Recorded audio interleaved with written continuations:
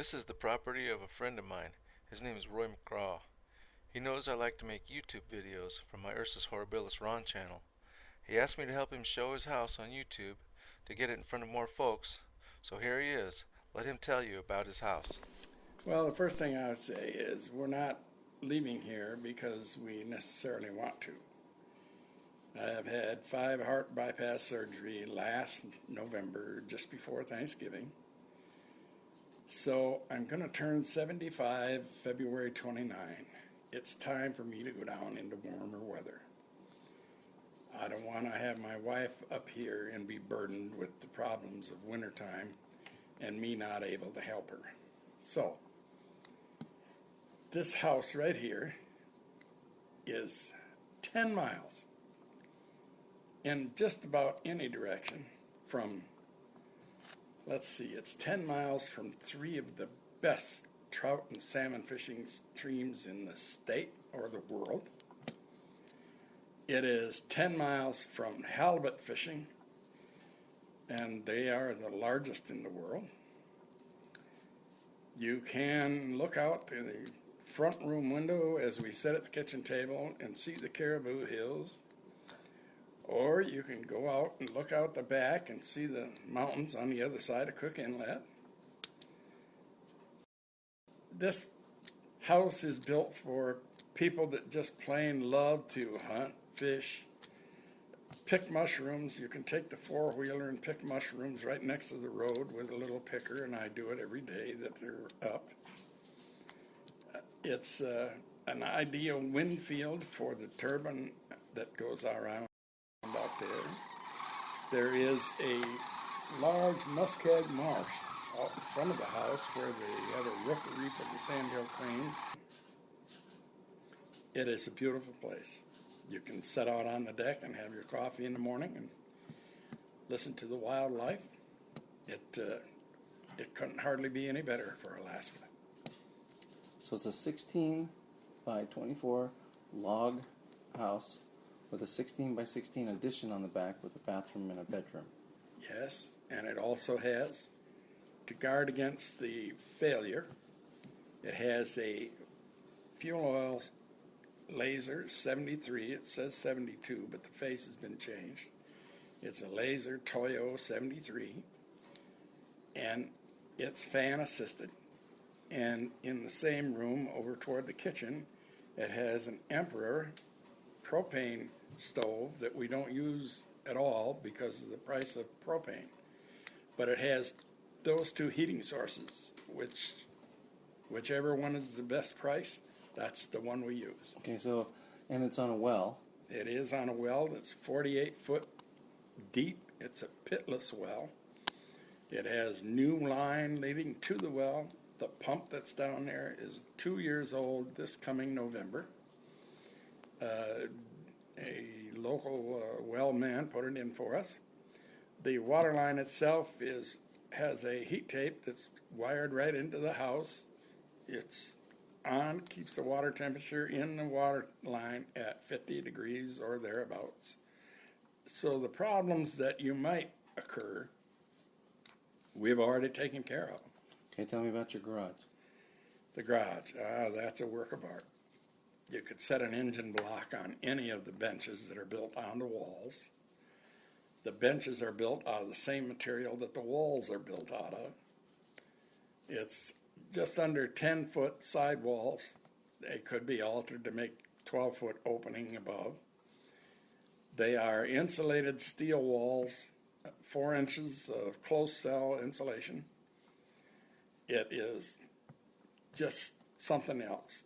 It has the structure that's overhead, the rafters and the joists and all of that are, rather than just standard truss roof, they're gable end. Most of them are gable end truss roof, so you could cut any 3 or 4 out of it if you wanted to, and it'd still be good.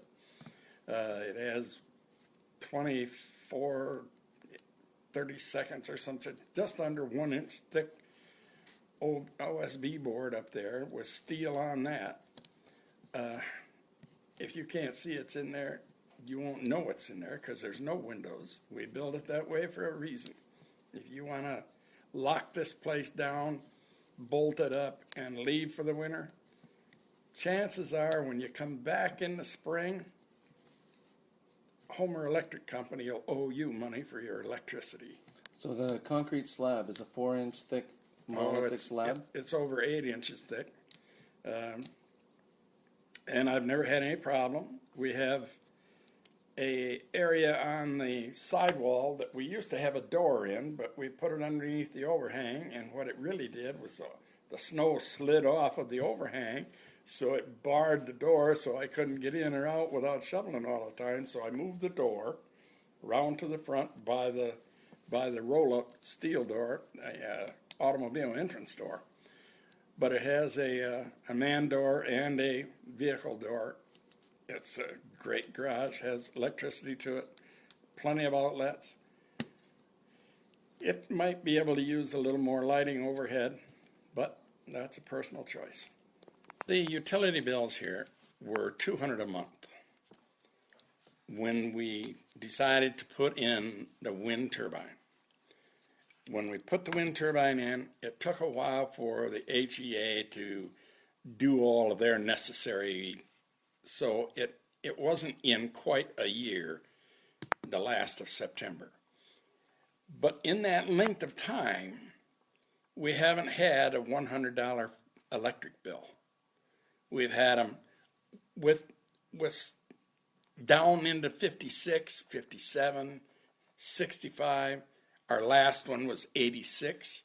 We haven't had anything up in $100 since we put the turbine in. Okay, so you put the turbine in when? What year? It's been a year ago. Okay, so it's September. been a year ago. September. Yeah. So you have 12 electric bills. Oh yes, we got the bills right here, and it's just now then. If you add that up and get a figure out of your mind for the next 20 years, the amount of money that you're going to save is going to be $200,000 or somewhere close in there. It's gone from $200 a month to $100 a month. $100 a month for 12 months is $1,200. Add it up. It's a figure that's just too much to believe, but it's truth. So you're happy with the wind generator? Oh, the wind field here is just marvelous. And in the winter is when it's best of all. I truly think. They say, well, when we hit the top of the hill there, we look to see if Roy's generator's going around. The locals will look to see if the turbine's going around, and that tells them what way the wind is coming from and how bad it's blowing out on the Cook Inlet to see whether or not they want to launch their boats to go halibut fishing.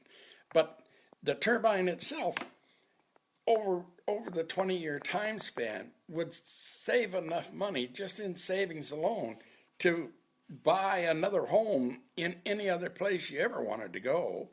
And as a matter of fact, if you decide that this home here was to be your summer home and you were to go out for the winter, if that's the way you did it, you probably would never pay a light bill here, because the winter wind field here on this property would generate enough electricity so that you would have a backlog that HEA would be giving you electricity free for the length of time during the summer. I think, and I can look at my bills and I can show that. It's provable. It's not hard to do at all. So if you're interested in Roy's house, send us a message, and maybe you too can live the good life in Alaska. Don't you just love hearing that? Now it's making money right now.